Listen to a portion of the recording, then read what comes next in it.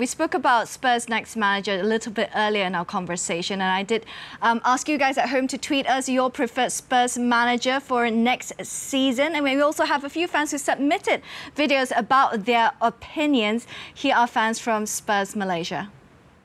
Then I am okay for us to try out Mason for at least one season.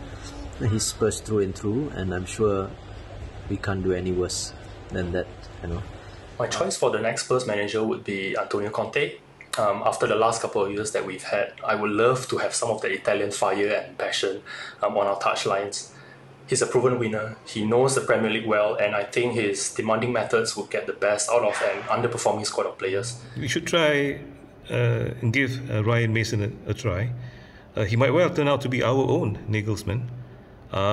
We pursued him, without the desired outcome. So I think he deserves a chance for the next season, and the right support, I trust. A world-class manager, but he's not supported financially with the correct players. He won't make much of a difference. So I would love to see Mason given a chance. Alternatively, a less expensive alternative would be Simone Inzaghi, which I'm quite intrigued by.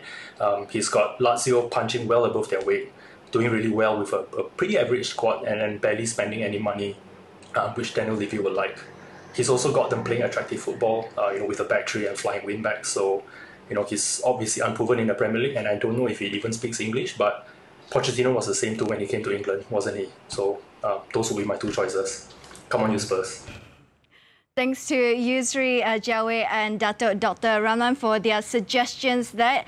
It's been reported that Nagelsmann was Spurs' initial choice. Obviously, that's not going to happen. Erik ten Hag as well just signed an extension with Ajax, so that's possibly not about happening. But with the suggestion that the Spurs fans have given, I just want to break it down slowly for you guys. Ryan Mason was one name that was mentioned a few times. It may be a little bit premature, Paul, because there's only just been a handful of games, but an internal appointment with not much of a top-flight experience either isn't the most outlandish of shouts. You've seen Pep Guardiola with Barcelona, Kenny Dalglish with Liverpool. Would you give Ryan Mason a chance as a permanent manager for Spurs? I think me personally, no. I think it's too early for him. I think he's a fledgling manager. He's done very, very well with the under-23s. He's been given an opportunity now at a level that he didn't think he was going to be given an opportunity. And I think there's more than just the management. There's the future of the club here. We're talking about the future of the players. And Jose Mourinho was brought in to win trophies. He was brought in to put Tottenham into the Champions League. That hasn't happened. He needs to get the best out of the squad of players. You need to attract other players to this football club. For me, you need a proven manager, you need an experienced manager, and you need somebody who the players respect. Not that the players don't respect Ryan Mason, and I have no doubt in my mind at all that one day he will manage Tottenham Hotspur again. But I think he's got a lot to learn in his managerial career, which he's doing quickly now. And I don't think Daniel can take a chance, give somebody a chance, it might work. Give somebody an opportunity, it might just work.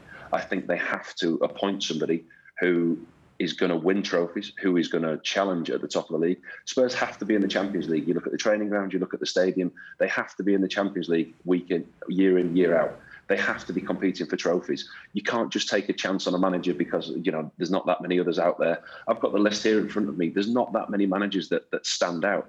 If you are going to look at them as somebody maybe like, Ryan Mason or maybe Scott Parker at Fulham, then I think you have to bring in somebody maybe like Ralph Rangnick, somebody a 62-year-old, experienced, respected throughout the world through his coaching, what he's done, what he did at Leipzig, some kind of figurehead, that they can bounce ideas off. If you are going to go down that younger manager route, I think you need somebody of experience and, international level above him. Other than that, Nuno Espirito de Santo has been mentioned at Wolves, Brendan Rodgers. This is a top job. Regardless of what Brendan Rodgers says in press conferences, I've linked the Spurs job, but I'm not really interested. When they test the water, then let's see what happens, what Brendan Rodgers thinks. Tottenham Hotspur is a massive worldwide football club. If they come and ask you to be the manager, there's not many people that turn it down.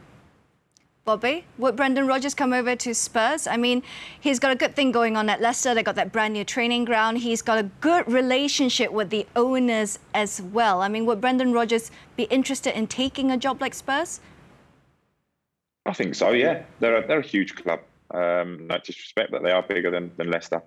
Like Paul touched on, if they came out with a serious offer, I think Brendan certainly would want to sit down, discuss, and and have the conversation. But for me, listen, today, looking at what Leeds have done, and it depends on the budget that Spurs want to spend this summer.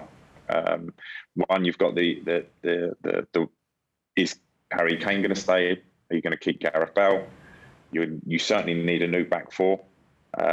That's a lot of money. You know, it may come down to if you sell Harry and you have a big budget, do you go and poach somebody? You know, and like I said, Bielsa today and this season and over the last couple of seasons and his track record, why wouldn't you go and get him? You know, in terms of the fans, I think they'd love to see that attacking style of football. I think they'd love to see that passion. And like I say, he's produced the goods with Leeds.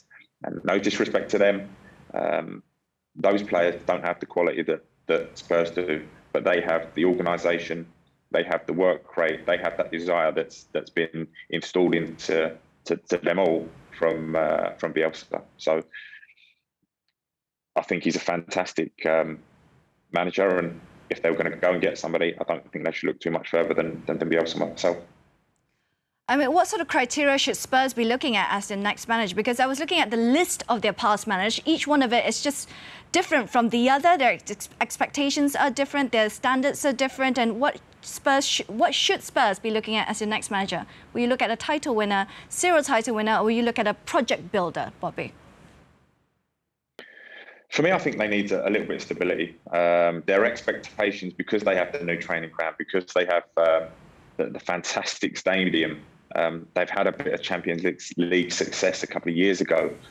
There's almost that expectation that they deserve to be there. Even the inclusion into this Super League, you know, every other fan that are not Spurs fans are like, how on earth do they get included with the lack of trophies that they've got? But they are a huge club. But I think they do need to go back to drawing board, stick with somebody. And let them produce a philosophy that works for the club, and maybe like I mentioned at the start, getting rid of Mourinho when they did, giving them those extra 6, 7, 8 weeks to think about what they want to do before the season finishes and before they go and speak to managers. But I think there's certainly no knee-jerk reaction, no quick decision has to be made. It's somebody that has to come in with a philosophy that works for the club. That wants to build the club and go in the right direction after the last few years of spending a hell of a lot of money on paying managers up, you know. So I think it has to be done correctly this time round. Paul, would you go for a serial winner? Would you go for a project builder if you were Daniel Levy? We've had both. You look at Pochettino, that was the project builder. The 5 years he was there, he just wasn't able to take Spurs over the line. He brought young players through. They signed a certain calibre of player, a certain age of player. They developed them, they brought them into the squad. He had a little bit of success in the Champions League with Spurs, but they couldn't get them over the line. Then the serial winner came in, Jose came in. You know, he's won the Premier League, he's won trophies all over the world, won titles all over the world. He couldn't do it. That's why this decision is so difficult for Daniel Levy. I mean, he's hired and fired in the past, but there's one thing you've got to give him a lot of credit for. He's always backed managers financially. He's always given them money in the transfer market. But this appointment is, you know, it's the biggest one in a long, long time for Spurs. Because, as I say, he had Pochettino, he had the builder, he's had the serial winner. Where do you go now? Do you go for the young, promising coach with an older one next to you? You know, do you go for another serial winner? You need a man manager, somebody who can manage this squad, somebody who can put all the egos out on the pitch and wanting to play for you. You know, Bobby said Bielsa there. I mean, from a Leeds point of view, I'd be absolutely devastated if he left. But who better? I mean, you look at what he's done with Leeds, you look at the opportunities that he's given that club, why he's not even in the frame for this Tottenham job, how he's not been in the frame for other top jobs, I don't know. But to answer your original question, what do Spurs do? I honestly don't know, because they've had the builder, they've had the serial winner. Where do they go now? They have to employ somebody now who's going to take this club to the next level, because it's been too long.